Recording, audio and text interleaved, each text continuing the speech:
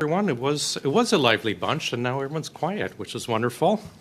Welcome to meeting number 39 of the House of Commons Standing Committee on Government Operations and Estimates, aka the mighty OGGO.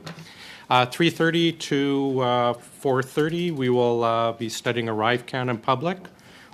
Witnesses as an individual, we have Amanda Clark, Associate Professor, School of Public Policy and Administration, Carleton University. From the Department of Foreign Affairs, Trade and Development, we have Mr.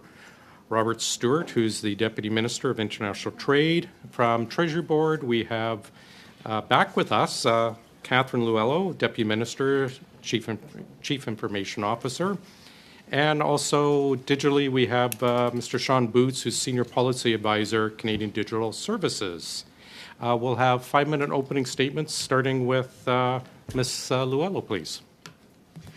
All right, good afternoon. Before I begin, I'd like to acknowledge that I am speaking here today from the traditional unceded territory of the Algonquin Anishinaabe people.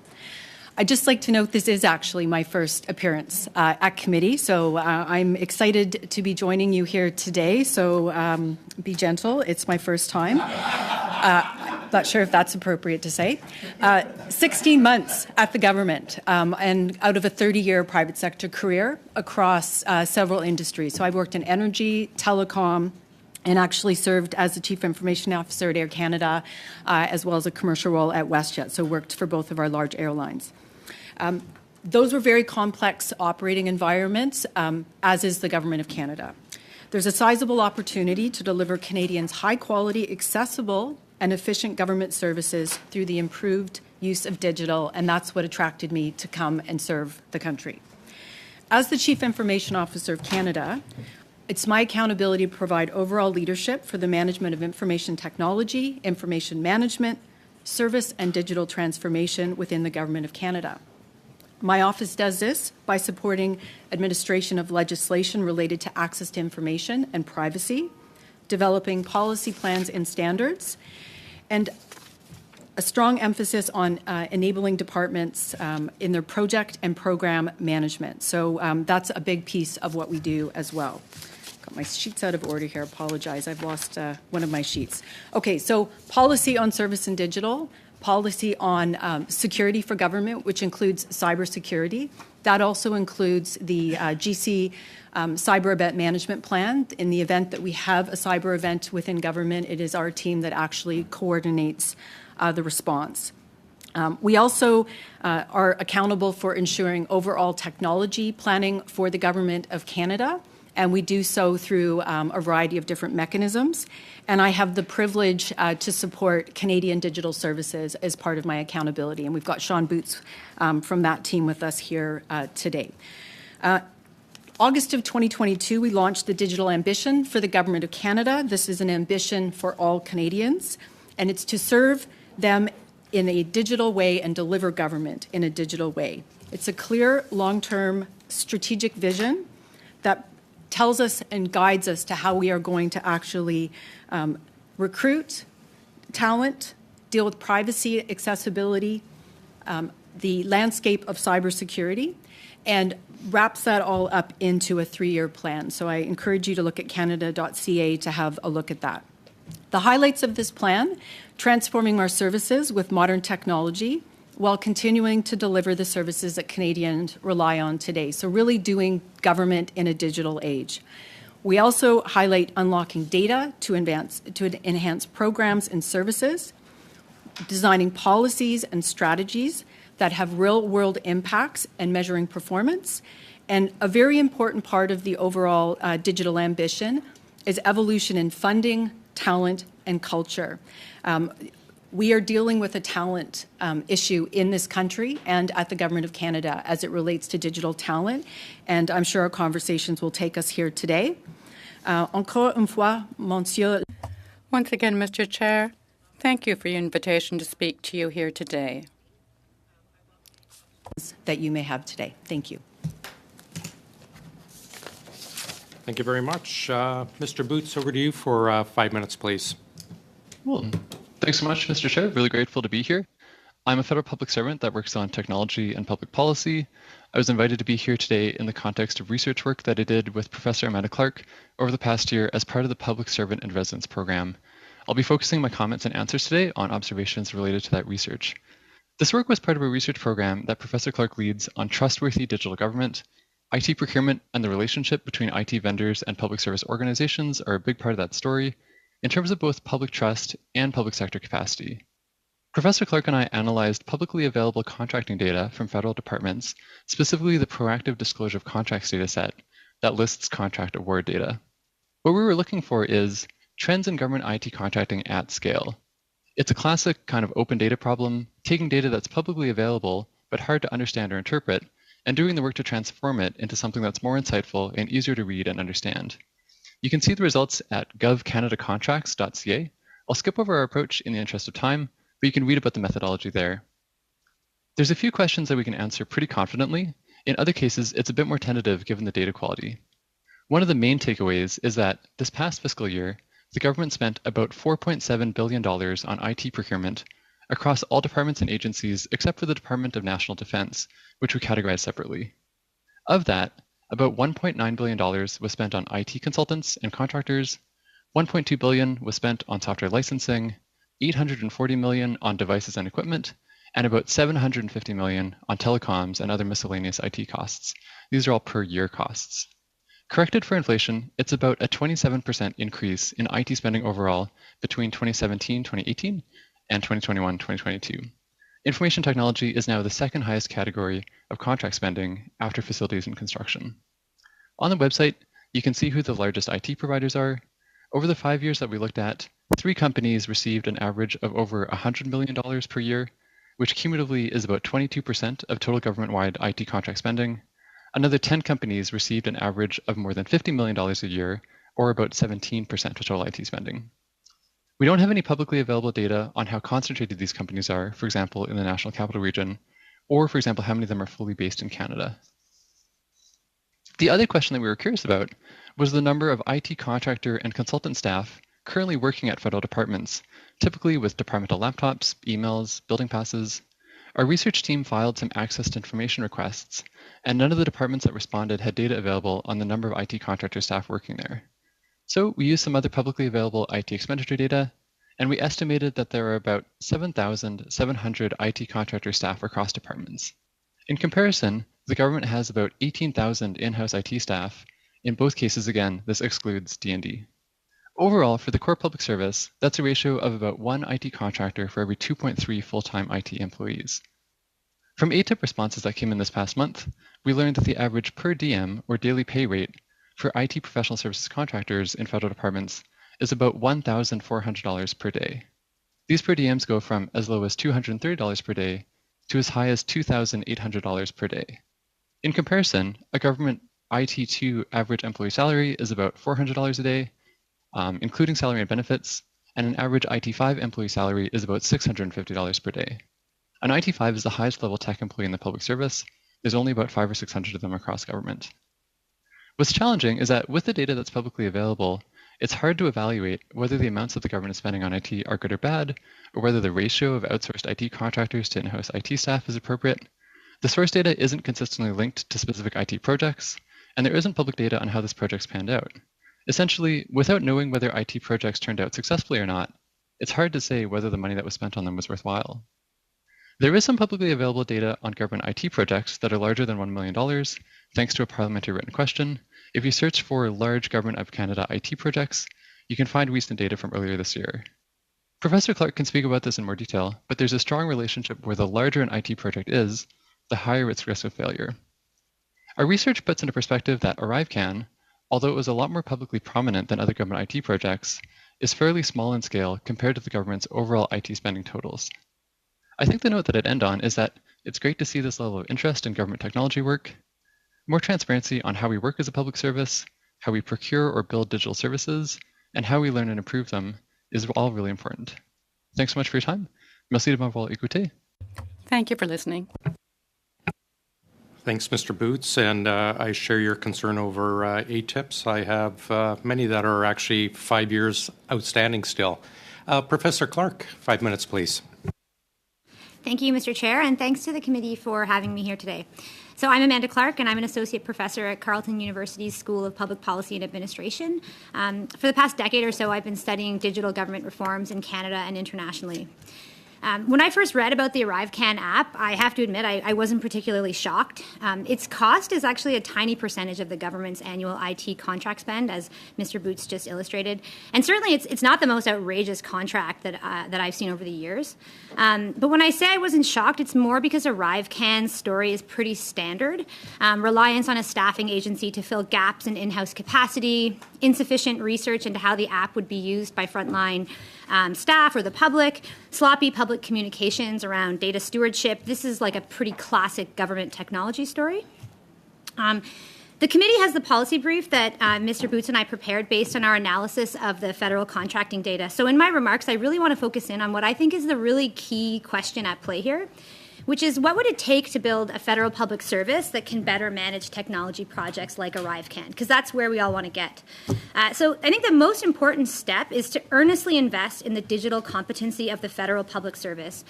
We've long chosen, both deliberately and by unconscious habit, to turn to private IT vendors and management consultants to fill what are glaring gaps in digital expertise in the federal government.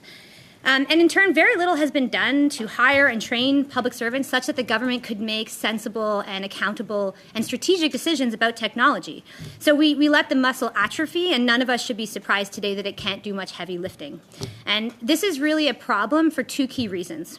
One, if you don't have sufficient in-house IT expertise, you simply can't be a smart shopper when you go to buy IT services, software, and equipment. This helps explain why, in our analysis, the federal government regularly breaks accepted best practice in modern IT procurement. The contracts are too big, they're too long, the government doesn't prioritize open source or public ownership of intellectual property. The government locks into vendors and finds itself with few escape routes if a vendor underperforms. The second reason that you need to build strong in-house capacity speaks to the fundamental role of technology in today's policy process. Everything governments do is shaped by the digital systems informing that work, and all government activities today result in some sort of digital output. So it's simply not enough to treat technology as something that happens after the real policy work and that can be largely outsourced as a result. So acknowledging this, after decades of outsourcing as a default, leading digital era governments are now aggressively hiring technologists. They're appointing senior leaders, like Ms. Luello, that have a deep understanding of technology and its role in the policy process. And they do this because they've realized that governments can build beautiful services that genuinely improve people's lives. Further, they realize that the state is in many instances far better positioned than private actors to produce trustworthy, reliable, and inclusive digital public services. And notably, this consensus globally is shared by governments on the left and on the right. This is not a partisan debate that's happening here. So the question then is, how can the federal government catch up with this trend? So as I said, first, we really need to earnestly commit to hiring tech talent. This will require being honest about salary scales, career progression models, evaluating bilingualism requirements, and loosening requirements to be in the office. It can be done, though, and the Canadian Digital Service is truly a success story here. Second, more can be done to upskill existing public servants through dedicated training, and I'd really like to see this training focus in particular on senior leaders. The vast majority of leaders in the current federal public service have never been asked to understand technology and its role in the policy process. And in fact, in some cases, those leaders purposely divorce themselves from decisions about technology because they so often end in failure. And that learned helplessness is no longer acceptable. The last point I want to make, though, is that hiring and training will do very little if the broader administrative culture of the federal public service remains the same. Public service leaders and researchers have long complained that the federal government is excessively risk-averse, burdened with unhelpful processes, reporting requirements, webs of opaque, nonsensical rules. This stifles creativity, it overly restricts the autonomy of public servants, it encourages apathy. And it's really near impossible in that context to build strong digital products, even if you have all the talent on staff. So I guess the thing I really want to make clear is that we're not starting from zero here. There is an immensely talented group of public servants, like Mr. Boots, who are trying to do good technology work in the federal government, but in a context where it's often hard to do the right thing. Like, it's easier to sort of not try to be innovative and creative and push the boundaries. Many of these public servants are burning out. They're ready to leave, or they already have. So I think the key thing is that we really need to address long-standing management and organizational failures in the federal public service. And if we don't do that, any effort to bolster digital capacity are just going to fall flat. Thank you. Thanks, Professor Clark. Mr. Stewart?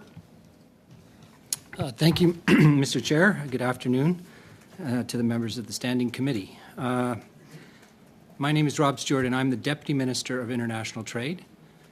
Until October 16th of this year, I was the Deputy Minister of Public Safety, and I believe that's the reason that you are asking me to appear before you today, and my remarks will focus on my time in that role.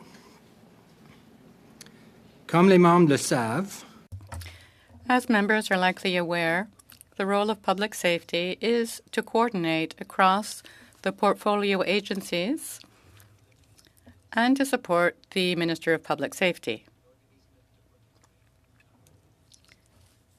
And the portfolio is CSIS, the RCMP, Correctional Services, and the CSC. We are not mandated to provide oversight over these agencies. Rather, the department's principal role is to bring a coordinating function to the public safety portfolio and its 5 agencies. brief overview of the timeline of the ArriveCAN app's development and use when I was Deputy Minister of Public Safety. As you heard in previous testimonies, the ArriveCAN app was developed and launched as quickly as possible after the World Health Organization declared a pandemic on March 11th, 2020. As the Public Health Agency and the Canadian Border Services Agency stated, the app was developed to help limit the spread of COVID-19 and facilitate the flow of travel. It was developed on an emergency basis and was up and running on April 29th, 2020. L'application s'est avérée. The app was needed once it became clear that the Public Health Agency could not officially manage a manual, paper-based process to pass health information to provinces and territories. This information was needed to quickly carry out compliance and enforcement activities, including quarantines. The ArriveCAN is not a simple information-sharing app. It's a secure, transactional app and web tool that uses the internationally recognized SMART health card standard to verify proof of vaccination. The CBSA did not have all the resources needed to develop and manage ArriveCAN, while it continued to perform its essential day-to-day function in managing the border. For this reason, the CBSA used several professional services contracts for the development and maintenance of ArriveCAN based on their expertise.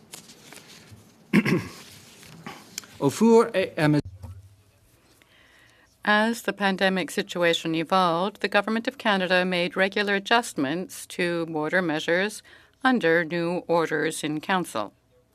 Over, I think, in total, 80 orders in Council over the 2.5-year period. These changes were to ensure Canada's COVID-19 response remained effective, but they also meant regular updates to ArriveCAN. Some of these adjustments were minor, whereas others, such as proof of vaccination, molecular attestations, and quarantine plans, were very significant. Each of these needed to be developed and tested prior to launch to ensure the app was up to date and secure. And that would be on several platforms, several technologies, and in several languages. To that end, the total budget for ArriveCAN also includes all the necessary work to operate, maintain, and upgrade the app. These included 70 updates and upgrades as the COVID measures changed. Monsieur le Président. Mr. Chair, that is the context in which this work took place over the past 2.5 years. Your questions. Mr. Stewart, thanks very much. We'll start with 6 minutes from Mr. Barrett, please. Thanks, Mr. Chair. Mr. Stewart, who came up with the idea for ArriveCAN? I don't know the answer to that as a matter of fact. It was, in my understanding, part of a suite of digital tools that the CBSA was developing with the aim of better, digitizing the border and better managing the border. And when the pandemic arrived, I believe it was converted to the use as a screening tool. Okay, thanks. Mr. Stewart, was the minister aware that GC Strategies was given one of the contracts to develop ArriveCan? I do not believe so. Is that unusual? That he No. would not be aware of a contract? Not at all. Okay. Were the minister's staff, including yourself, aware of GC Strategies being given the contract for the app? No. So I can't, again, and as a matter of fact, I can't provide assurance, but as a general matter, when an organization like CBSA, which is a very large organization with many IT applications and many other services that require contracting, does that, they do it under the authority delegated to them, and they are not required to, nor would it be efficient for them to report on all those contracts to the minister. Okay.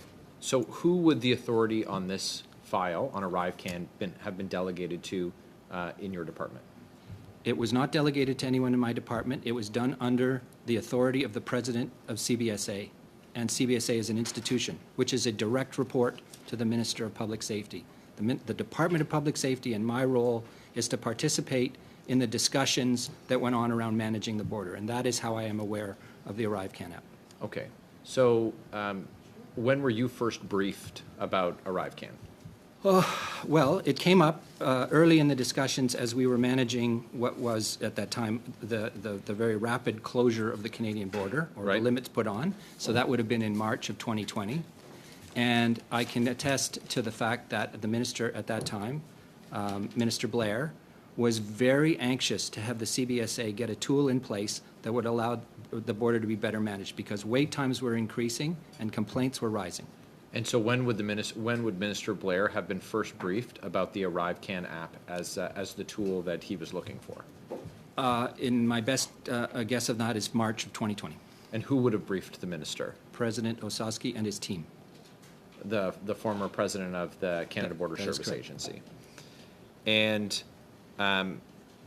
And so it was the president of the Canada Border Service Agency who would have been responsible, or would have been the person responsible, or the person whom would have delegated authority for the contracting of the app, or was that all done by Shared Services Canada? No.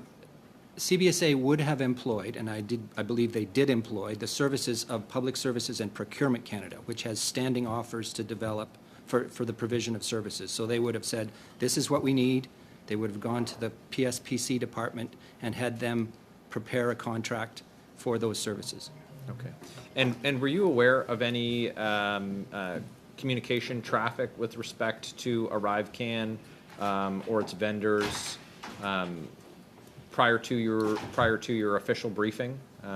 No. No. So can you clarify who had final signing authority? Who would have approved this? The ArriveCan app as the tool that the minister had desired? The president of CBSA, and CBSA as an organization, would have chosen and developed ArriveCan as the tool. The minister had approval of the launch of the tool. Minister Blair had approval of the launch, That's correct. but CBSA had the authority for the development, contracting, and it was just for the minister to sign off That's on correct. its implementation. That's correct. Now, are you aware of the consultations with any other vendors? Perhaps, Ms. Luello, you could speak to that process on the selection of an organization like GC Strategies when other companies that had the in-house capability to deal with it instead of subcontracting it out. Are you aware with that process that was undertaken in this case? I'm not aware of any additional context around this, but it would not be abnormal in a situation where you're time constrained, as we were on this, to do the procurement the way that CBSA did the procurement. Okay. And typically, it would be standing offers that would be used to select vendors like GC Strategies, or just past practice or a familiarity with the vendor. Standing offers are the typical vehicle that we use for that, but I think, again, in extraordinary circumstances, there is options to do sole sourcing and processes to be followed around that. Okay. Thank you. Great. Thank you, Mr. Barrett. Mr. Kuzmierczuk, for 6 minutes. Thank you, Chair. March 2020 was an extraordinary time for this country. And we heard last week from CBSA when they were here in front of the committee that the app was developed in a month, in 30 days. And we heard that the app itself, the systems, the back-end systems were quite complex in the sense that it needed to facilitate data sharing amongst many agencies and organizations. It needed to safeguard privacy, which was absolutely paramount. It needed to be accessible for Canadians across all platforms. And we heard that there were 30 million submissions of this app. I would say 97%, we also learned, of those submissions went through without a hitch, without any glitches. And we also learned, obviously, that this app was able to accommodate 80 orders in council, 80 changes. Question to Ms. Luello, has Canada, in your understanding, has Canada ever developed an app or a system of this complexity and scale in 30 days? And your experience extensive experience working in the private sector, even in the private sector, was this, would you say that this was an accomplishment? Thank you for the question. I was at an airline when this happened, and so I vividly remember the extraordinary times.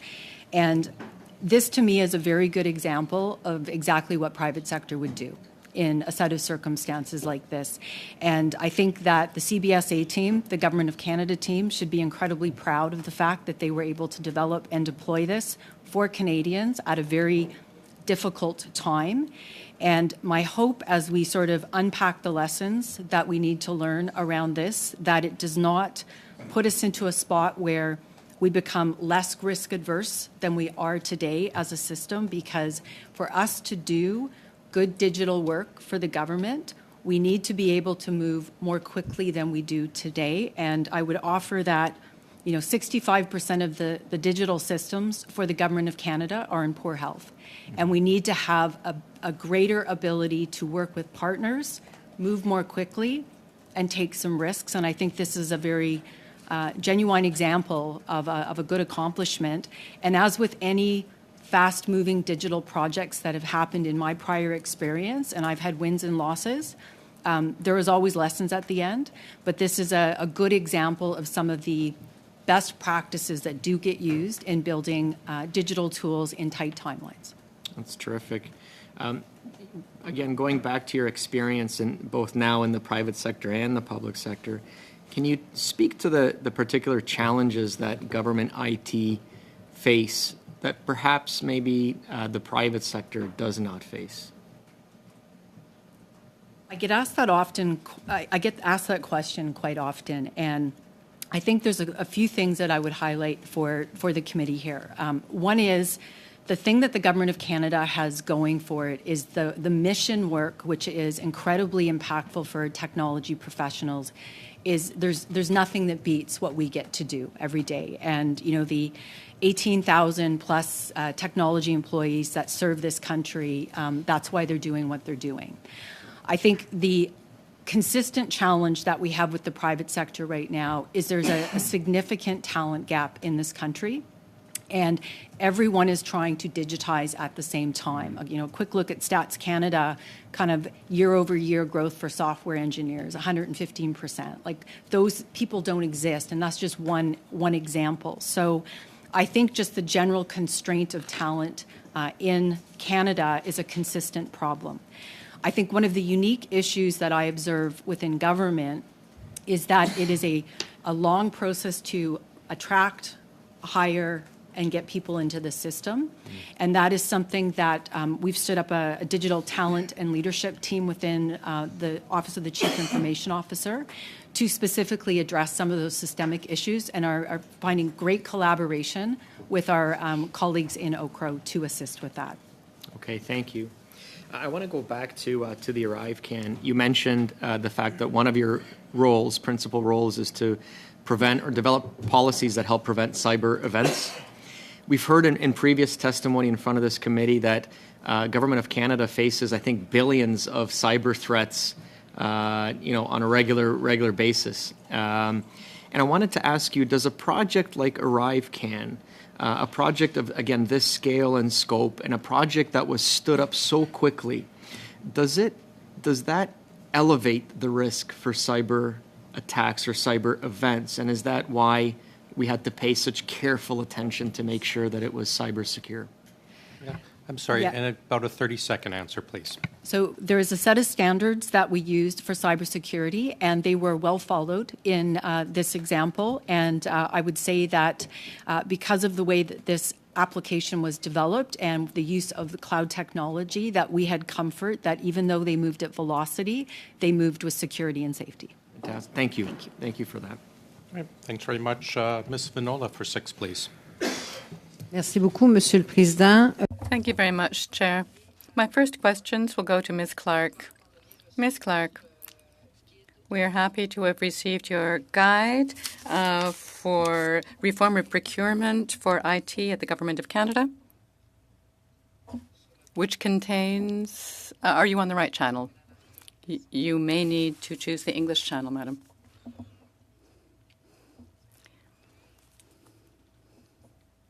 Testing, testing. Can you hear me? Yes, I do hear you now. Good. So let me start again. We were happy to receive your guide reforming the procurement, IT procurement plans for the Government of Canada that contains a number of recommendations that seem very logical and highly relevant to me. For example, the size of contracts. If they're smaller, they're less risky because one is able to follow up on them and monitor them more carefully. In particular, also, the undertakings of, or hiring rather, of specialized employees and ensuring that federal civil servants are accustomed to technology, have a broad range of understanding of IT. Where I cannot agree, however,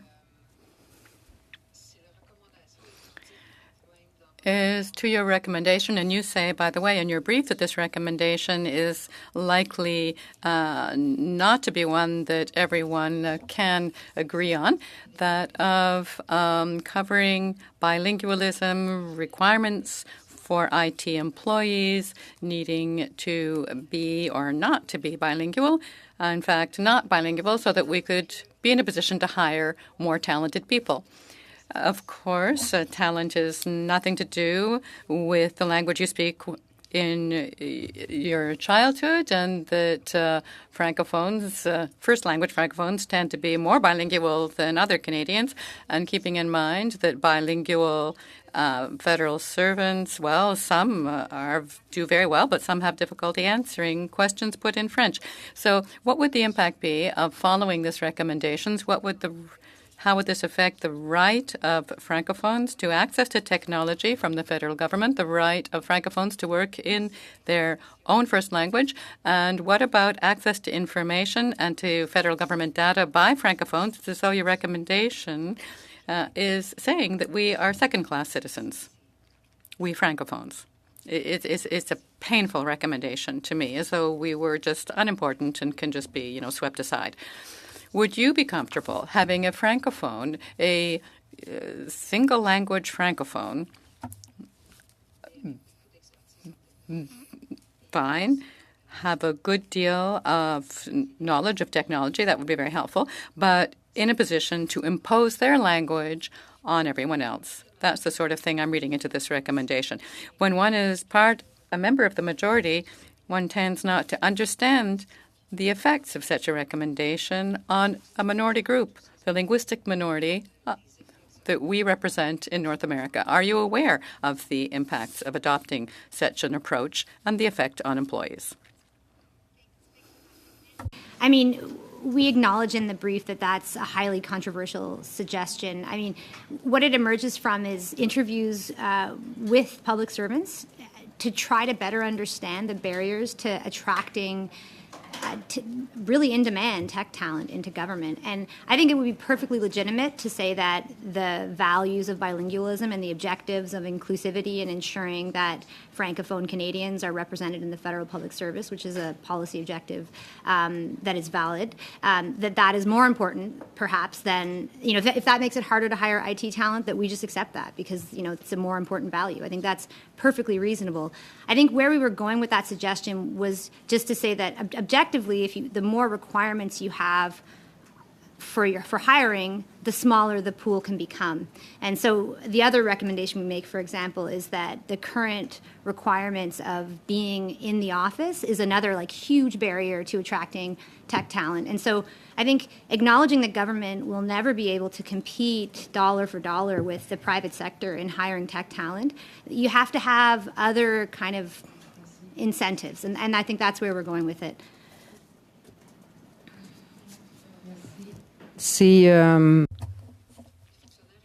Thank you. All right, the civil servants whom you interviewed, what was their first language? The civil servants whom you put these questions to, what language did you discuss this with them in? Anglo-français. English or French, please. Oh, yeah. I mean, so I should be clear that the public servants I speak to don't explicitly say that we should give up on the bilingualism requirements. They just note that it is a legitimate challenge. Question demeure. Leur première. But my question is, what was their first language? I'd say most of them are Anglophone. Voilà. Merci. Very well, thank you. Donc, est-ce que vous sous-entendez qu'au... So, is the subscript that in Canada there are not a sufficient number of bilingual people to fill all positions such that Francophones should give up on their very rights having unilingual Anglophones working, despite the obligation to respect bilingualism, such as in Quebec, which is in the majority of Francophone nation, and it's a requirement to be bilingual, whereas elsewhere across Canada, it's not an obligation. Are you suggesting that we should give up on the rights of Francophones to ensure that Anglophones and IT technology, by the way, in Canada goes forward in English only? There we are out of time. I gave you an extra 30 seconds for the translation issue, but maybe next round. Mr. John, 6 minutes, please. Thank you. Before I get started, I just want to thank you for your extraordinary service to Canadians during a very difficult time and to protect their health and by extension to your teams and your families as well. Maybe I'll start with you, Mr. Stewart. Can you tell us who owns the intellectual property for the ArriveCan app? I believe it to be CBSA. Okay, so the government owns the IP. And now my understanding is the policy on title to intellectual property arising under Crown procurement contracts as a default prevents the Crown from owning the IP for software products produced under government contracts. What exemption to this policy was relied on to allow the Crown to obtain the IP, or was Treasury Board approval granted? I'm sorry, I can't answer that question. I was assuming, and when I said I believe, it was on the basis of an assumption that CBSA would own the technology because it was CBSA personnel. So you don't know? It. So no. Okay, so my understanding is the policy to title to intellectual property arising under Crown procurement contracts generally prevents the Crown, like I said, from owning the IP for software products produced under government contracts. So under this policy, the default is the IP is owned by the contractor. In this case, the contractor would be GC Strategies, an IT staffing firm, or perhaps it's one of the unnamed subcontractors. Are you able to confirm in writing who owns the intellectual property for the ArriveCan app, whether that's GC Strategies, an unknown subcontractor, or the Crown? I can certainly undertake to do that. Okay. Does the government need to acquire and maintain any licenses to make the app available to the public? And if so, who issues these licenses? And can you advise if CBSA has paid any licensing fees in relation to the ArriveCan, or if anticipates it will need to do so in the future? I'm sorry, sir. I'm not able to answer questions of this type because they go to CBS. They should go to CBSA. Oh, okay. It'd be good to get those responses in writing. I'm going to change my questions to Mr. Boots. I was surprised to learn that the policy on title to intellectual property arising under Crown procurement contracts generally prevents the government from owning the IP for software products produced under government contracts. And certain exemptions must be met, or Treasury Board approval must be granted in order for the Crown to take ownership of the IP. How often does the Treasury Board grant approval to allow departments to take ownership of IP for products they are paying to have developed? That's a great question, thanks. Some of that is available in the proactive disclosure of contracts data set for more recent contracts, but maybe I can pass that to Ms. Loello for more details on that. Okay, thank you. Mr. Chair, we will undertake to get you that information. I don't have that at my fingertips. I would say that CBSA wrote over 1 million lines of code to develop this product, but we will get back with you on terms of IP. Thank you. Oh, okay. This policy seems like it would lock the governments into contracts with vendors and prevent software reuse between departments without additional licensing fees being paid. Will the Treasury Board's comprehensive strategy policy review be looking at this policy and evaluating whether increasing public ownership of IP or use of open source software would better achieve the goals of obtaining best value and demonstrating sound stewardship of public funds? I'm sorry, is that directed to Mr. Boots or to... That would be to you, Ms. Lullo. Okay, thank you. Apologies for that. I didn't want to jump in front of Mr. Boots. I will undertake to get you an answer on that. Thank you very much for your question. Okay. Okay. Now, in the case of ArriveCan, this committee has been told that work on the app was outsourced because of the urgent need and lack of internal capacity. Now, the mandate letter of the President of the Treasury Board includes developing a public service skill strategy with an emphasis on increasing the number of public servants with modern digital skills. And I think Ms. Clark alluded to that as well. It also includes reducing the time it takes to hire public servants. Can you speak to what progress has been made on those fronts over the last year, and if the strategy will include anything to ensue digital expertise and senior leadership? Yes, thank you. Thank you. Let me start with the last part of that question. So in terms of increasing the skill set of senior leadership, that is an ongoing process. In fact, last week I spent time with the deputy minister community, actually walking them through the digital ambition and talking to them about the types of things that they should be working with their teams on, right through from policy design through to operations. So that is a common occurrence that is starting to happen in government. And we have a number of different programs through the Canadian School of Public Service that I can't comment on, but certainly that is intended to do that type of training. So that's sort of the last question. So Ms. Clark talked about the pay scale. I mean, GC Strategies making between $1.2 million and $2.7 million.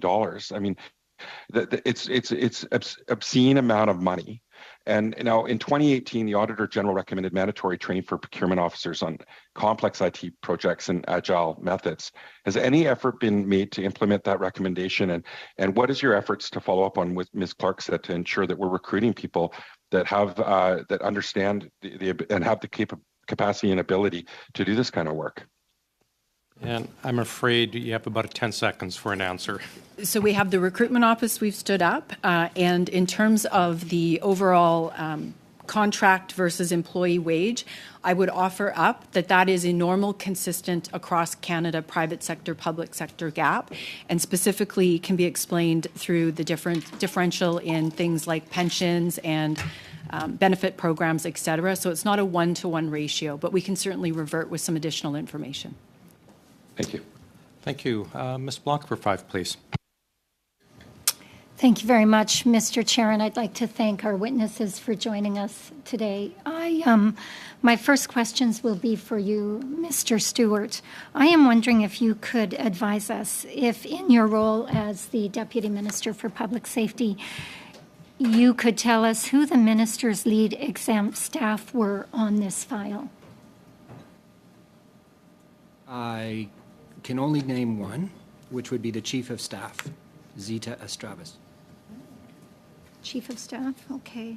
And can you, in your former role as well, advise us as to perhaps how often the minister and that lead were briefed on the ArriveCan app and the project itself?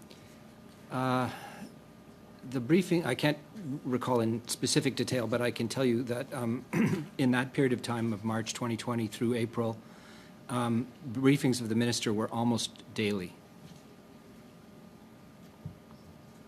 Okay, thank you. Are you aware of any other ministerial staff that were involved in any of the decisions on ArriveCan? Ministerial communication staff would have been involved in the soft launch and the formal launch. Okay, thank you. Any from PCO or the PMO?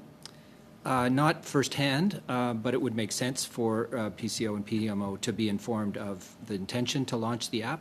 And indeed, there was a community of deputy ministers and officials at all levels who were working together very intensively over that period of time, right? From the Public Health Agency of Canada, Health Canada, Immigration, Transport, all these people who have, and Global Affairs themselves, interest in, the pandemic and what we were doing to manage it.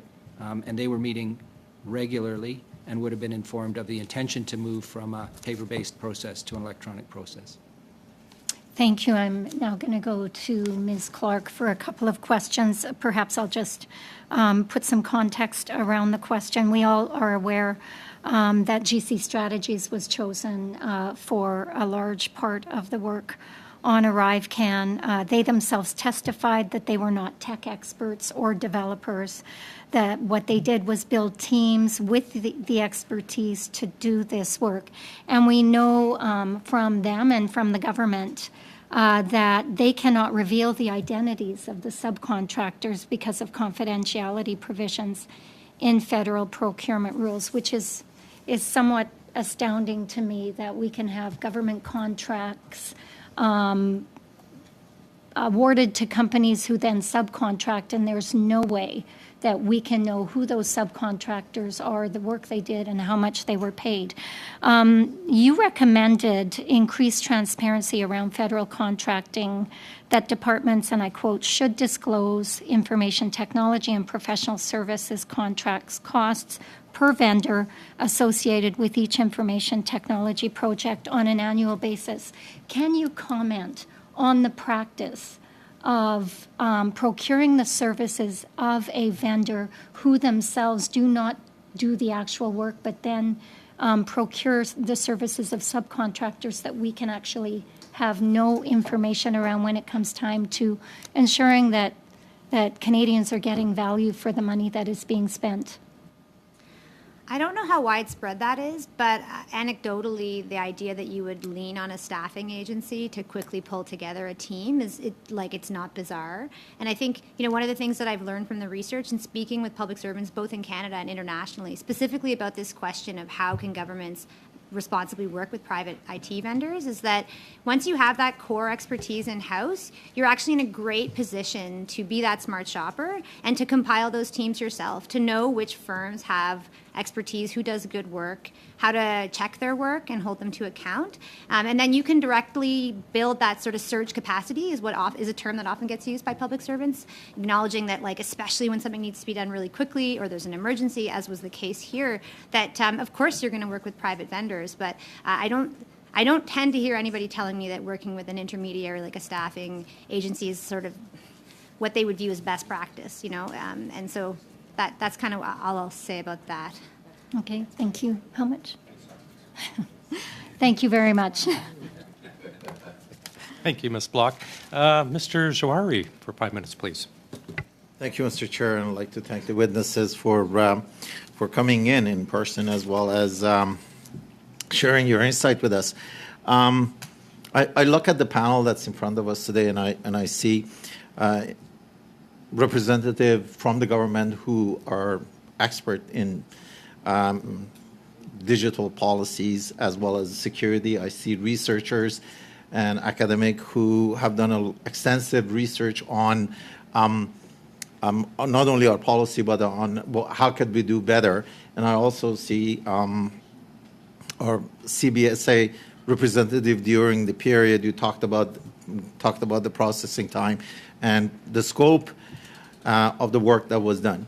In our last meeting, we managed to clearly establish that in no way, first of all, we have spent about $54 million. The spend to date is about $40 million. And in no way we spent $54 million in developing this application. The total cost of the application development was around 8.8.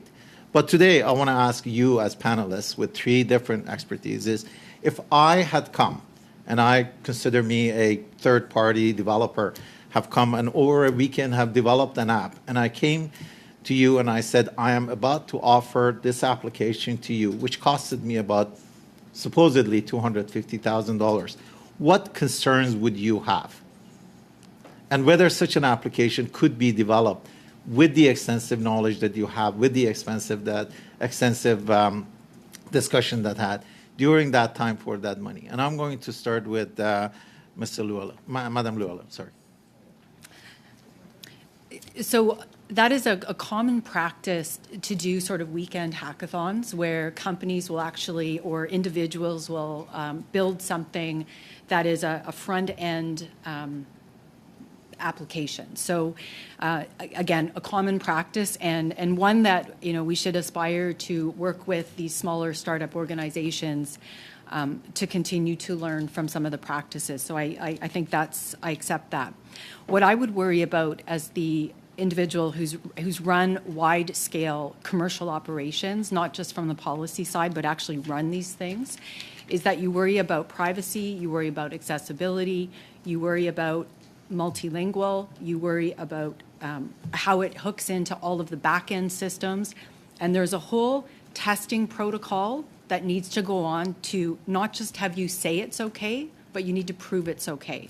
So it's not just about taking the front end and connecting it to a very complex back-end environment that we have in the Government of Canada, but it's taking the time to run the tests to prove that you've met all of those criteria around accessibility, languages, security, privacy. So those would be the things that I would worry about. Madam Clerk and Mr. Boots probably combined, you could answer that question.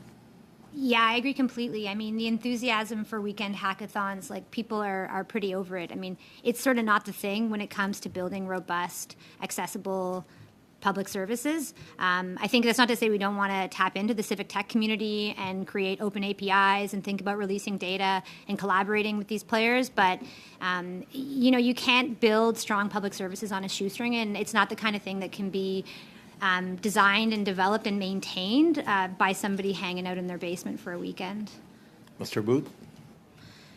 Yeah, I would just say having built things in weekends, like Professor Clark said, it's easy to sort of build what it might look like, but it's hard to know what it would look like to run that and run the infrastructure for it at scale. Mr. Stewart? So I would agree with my colleagues. This is not something you take lightly. Having said that, and in the instance of ArriveCAN, I think I would point out, and with all due respect to Professor Clark, I think it's one of these examples of where the government was very nimble and agile and able to do something that was very effective in a short period of time. You have to take some risks. So I'm not saying you would put the app into production if somebody showed up and said it could do X, but you definitely should look at it. And you should definitely think about the various considerations that have been articulated so far. Thank you. So is it fair to conclude that $250,000 might be a fair, agile response to a front end of an application, but not necessarily to the tune that we need to be able to run a digital platform with the level of security and with the level of data that we need? Just say yes and no. Yes. I think it's the difference between a prototype and a working system. Okay. So a prototype I'm for afraid- 250 I'm afraid as that's all opposed the to $8 time we million have, Mr. solution. Chouari. Thank you, Mr. Sir. Thanks. Ms. Vinola for 2.5 minutes, please. Merci. Thank you. My question this time will be for Mr. Stewart and Ms. Luello and Mr. Booth, actually. And this is the question.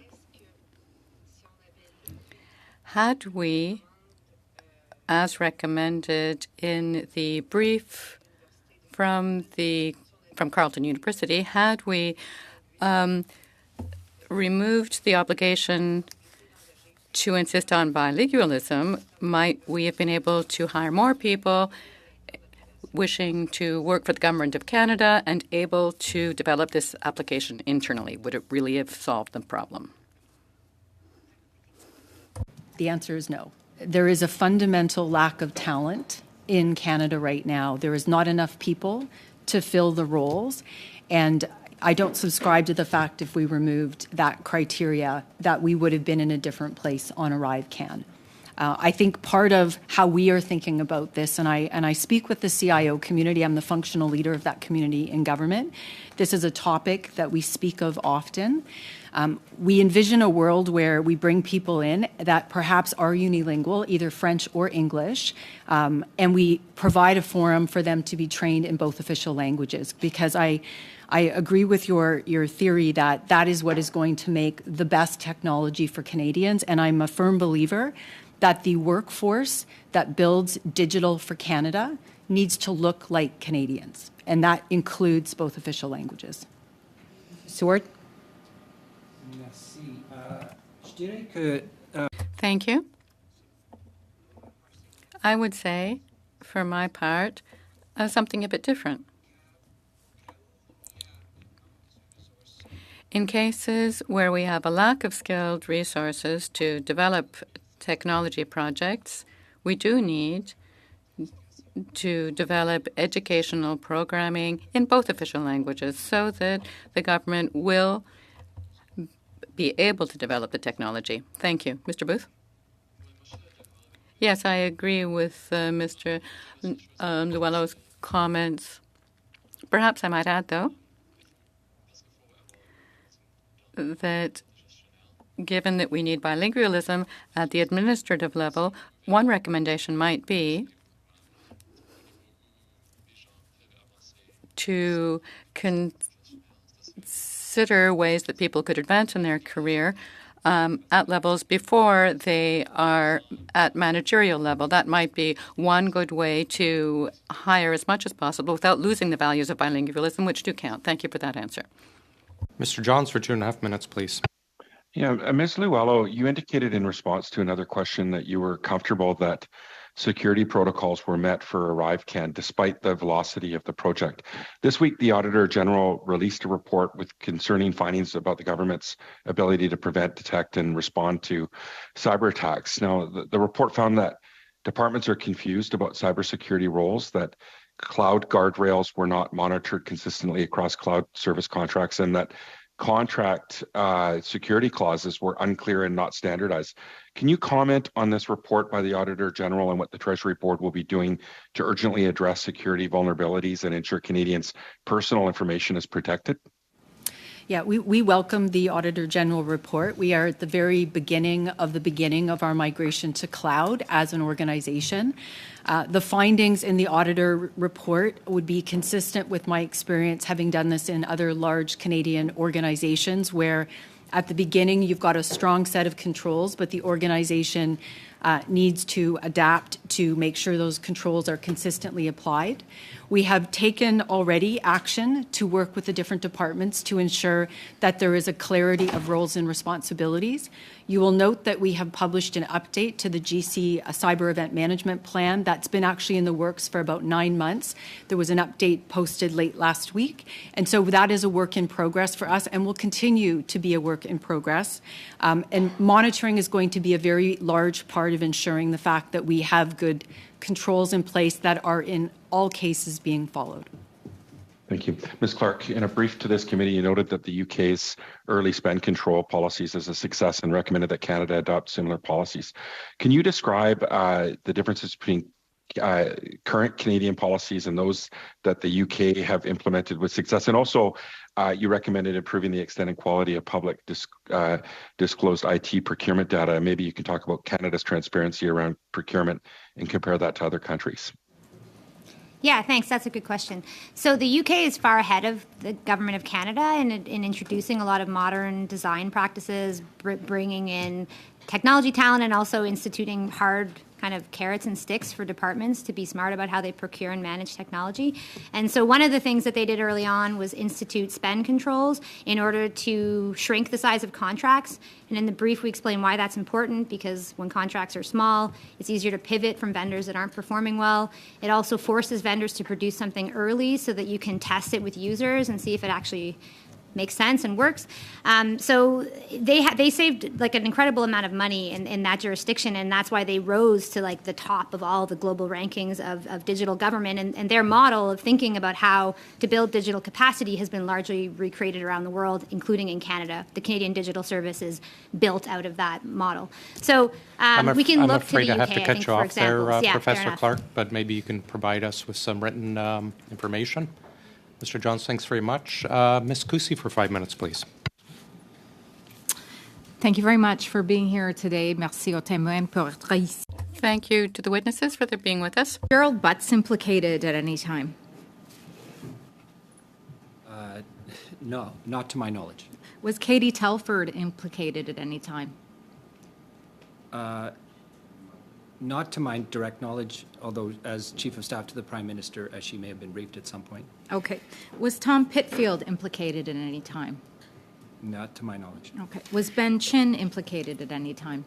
Not to my knowledge. Okay. Madame Lulot, would you be able to explain for us what a national security exemption is, please? To the best of my understanding, and I'll preface this with still fairly new in role, a national security exemption really allows us to step around some of the practices that are in place around procurement to move more quickly based on national security concerns. But I will confirm back in writing that that is an accurate representation. Okay. Were you made aware, or your predecessor made aware, of the implication of national security exemptions in the creation of ArriveCAN? It is my understanding that ArriveCAN they used the national security exemption for some procurement related to accessibility, but again, I'll go back and confirm that in writing. Okay. Madam Clerk, I just want to say I'm certainly a fan of your work and of your articles, and as the new Shadow Minister for the Treasury Board, someone who's very interested in value for money, and so I certainly share your quandary of the existing situation, which is a lack of talent within the public service, and therefore the use of what are probably overpriced consulting firms in an effort to compensate for that lack of inherent information and capacity, yet at the same time the recognition of the time and investment to make the transition, and as Madame Lulot pointed out, the lack of talent available in Canada at this time. You reference the United Kingdom, which my colleague, Monsieur Johns, had mentioned briefly. Can you expand a little bit upon their system for this transition from consulting firms to inherent capacity and infinite capacity, and what that might look like, please, based on their model? So their model grew out of massive failure and parliamentary scrutiny, so you're on a good roll here. Basically, they have an amazing parliamentary report from, I think, 2011 called Government and IT, A Recipe for Ripoffs. And they pretty much investigated the scandalous awarding of contracts to a small number of massive IT firms, which led to huge failures, including a massive failure of their effort to create a kind of universal benefit system. So that's really worth checking out. From that failure, and then at the time a coalition government that was interested in improving public services led by David Cameron, you saw huge investment and a lot of ministerial leadership to recruit tech talent and also to evaluate the rules that make it hard to do good tech work in government. And that's the recipe's pretty clear. I hope we don't have to have a massive failure to get there, but I increasingly fear we do. Similar story in the U.S. The reason that they moved ahead on a lot of tech reforms was because Obama's healthcare initiative failed on the first day because a website didn't work, and this led to the creation of Presidential Innovation Fellows in the U.S. Digital Service, and now under the Biden administration, significant investment in reducing administrative burden and improving services. So we haven't seen that same kind of activity here in Canada. We've been more at the level of strategies and visions and some tech talent hiring, but there's a lot. We need some significant hard rules, I think. And we also need to really streamline some of the existing rules so that public servants trying to do good work are enabled to do that good work. I certainly would be interested to hear what your definition of a massive failure is, but perhaps that is a conversation over a strong Earl Grey tea. Madame Lulo, in your opinion, is the current Treasury Board Secretariat following the objective as outlined in the mandate letter to make this transition? In your opinion, how is this going so far? I do believe that we are moving along the path on the mandate, demonstrated by the stand-up of a digital talent group that is being stood up. We are making significant effort to work to hire outside of government. What typically is happening is that we're seeing a migration of talent around government, but not the right net new into government. So there's an outreach and recruitment process that our team has executed on in the last 6 months. There's a number of job posters, and we've in fact had some very strong external candidates, but we need to increase the volume from where we are at. I would offer maybe one other thought. We need to stop doing so many things. If we had less work, we would be able to take the talent that we had in. Talent is maybe the wrong word. There is an incredibly talented group of leaders inside government and coders and developers and software engineers and network experts. There are not enough of them based on the large agenda that governments over many, many years have put forward. And the reality is that we have a technical environment that is in need of attention. And so we need to prioritize where we're going to spend limited tech talent. Thank you, Madame Lulo, and thank you, President, for your generosity of time there. Thank you, Mr. Housefather. For 1 minute, please. 1 minute? Did Ms. Kuzi take 4 of my 5 minutes? Thank you, Mr. Chair. Earl Grey tea. By the way, I'm just going to start by saying, Ms. Clark, I really appreciated the document that you sent. I actually sent it to the minister after I read it. I thought it was very well done. Mr. Stewart, I want to come back to the national security exemption that Ms. Kuzi just raised, which I believe was awarded to the contract related to ensuring that accessibility requirements were met, as Ms. Luello just mentioned.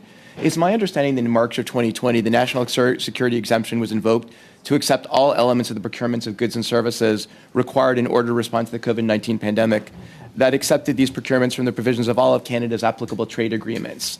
Is that your understanding, meaning do you understand that that exception applied to all goods and services, not just ArriveCan in that one contract? I don't know that for a fact, but I would certainly believe it to be true. And in March of 2020, we were trying to procure all kinds of goods and services, or goods in particular, right? Protective equipment, and we were doing it by any means possible and as fast as we could do it. Yeah, that's my understanding, because there's a lot of discussion and things can sound very sinister in sound bites. But when you actually take the time to walk through it, most of these sound bites are untrue. And my understanding is that there is no issue because that wasn't a specific issue related to only one ArriveCan contract. It was related to the timing of that contract when there was a general exception for all goods and services. Can I come back, Mr. Stewart, because you were there? You mentioned that you briefed Minister Blair, which is normal, that you would brief the minister and his chief of staff on a regular basis with respect to what was happening. Did the minister ever offer you any political direction stating that you had to contract with any specific organization? No. Was he involved in determining who any of the contracts were awarded to? No. Was any political person involved in that? His chief of staff, anybody political? To the best of my knowledge, no. Thank you very much. Again, dispelling claims of Liberal insiders benefiting. In terms of the $250,000 cost that has been brought up multiple times at question period, and in fact at committee last time, that this app could have been developed for $250,000, which even the people who did the hackathon didn't say. Mr. Ms. Llewellyn, I'm going to go to you first, then I'm going to go to Ms. Clark. Ms. Llewellyn, you were not in government at the time. You came from the outside, so you were not involved in the development of ArriveCAN. Do you believe, as I asked the CIO of Public Safety last time, that ArriveCAN, meaning the initial development, the 70 updates or more that were required over a span of 2 years in order to make sure the app kept responding to changes in dynamics, and all of the other things such as accessibility, security, and training and support could have been done for $250,000 under any circumstances? No, that is not consistent with my experience. Could it have been developed for $250,000? It could be developed. I don't think it could be operated. Right. So So- good to develop it, but if you can't run it to do the thing, Yeah, but you would say that was like the 80,000 it took to develop the initial version, the prototype of the app. I mean, to me, and let me know if you think that's right, I compare this to, I spent 2 years developing the best race car in the world. I spent 2 years, made 70 modifications to the engine, to all different parts of the car, and I tested it to make sure that it met the highest safety standards. And I tested it with multiple drivers on every different surface to make sure it could be used easily everywhere in the world. And then somebody comes and copies the chassis of the car based on the plans I developed and says they did the same thing as I did, even though nobody has to ever drive the chassis of that car. Would that be a fair comparison? I think the comparison might be that they copied the paint color. That helps me a lot. Ms. Clark, could you kind of also chime in on that in terms of that claim? Yeah, like they were cute stories about the people who created the app for $250,000 over a weekend, but as we've discussed, that's not a fully functioning service. It's not being maintained. It doesn't have security protocols. It's not necessarily accessible. It's not looped into back-end systems. All the updates, all the orders in council that required changes. I think like more interesting would be to think about if there is this, we have this external capacity of civically minded tech folks in Canada who want to feed into the work of government. We've talked already about using more open source. If we did that, an interesting thing that you could see more of is these people not creating apps over the weekend to get a little story in the National Post, but instead they could look at the code, they could scrutinize it, they could look for security issues, they could find ways to improve it. That's a really beautiful collaboration that actually produces public value. Do you have any time left, Mr. Chair, or am I done? You have 11 seconds. Thank you so much to all four witnesses. Thank you so much. Thanks, Mr. Housefather. Witnesses, thanks for joining us. You are excused. The public portion of the meeting is now complete. We're going to proceed to the in-camera portion of the meeting. When we suspend the meeting, the tech staff will end this meeting in Zoom. Mr. Johns, Mr. Baines, Mr. Chambers, you'll have to log back in with the second part of the Zoom code. And with that, we are suspended.